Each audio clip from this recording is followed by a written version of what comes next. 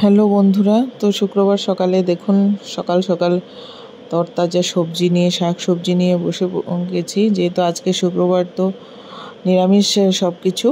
তো এই যে দেখুন 14 রকমের শাক আছে এখানে, পুরো ওষুধ টোষুধ ছাড়া একদম অর্গানিক এগুলো শাকগুলো, বাড়ির এগুলো মা এনেছে। এখানে দেখুন ডাঁটা নটে ডাঁটার শাক আছে, তারপর কাঁকরোল পাতা আছে, অনেক ধরনের পাতা আছে। তো এগুলো এখন রান্না হবে। সব কিছুই আজকে অর্গানিক, কোনো ওষুধপত্র কিছু নেই।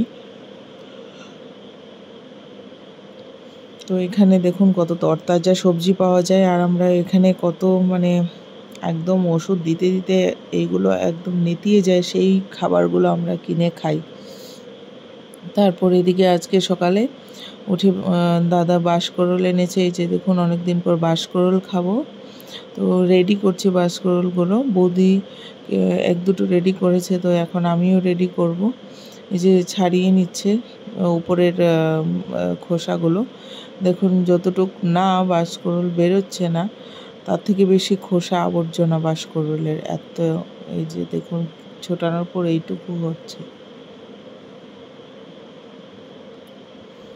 বাঁশে ছোটানোর পর এইটুকু হয়েছে।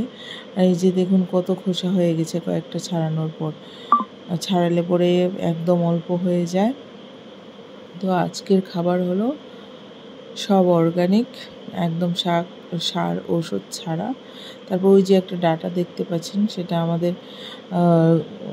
সেটাও আমাদের ঘরেরই, এটাতে কোনো ওষুধ টষুধ নেই। আর এই যে শাকগুলো একদম কুচিয়ে কেটে নিয়েছে মা। তো আর এদিকে দেখুন কত আবর্জনা হয়েছে বাঁশকরলের।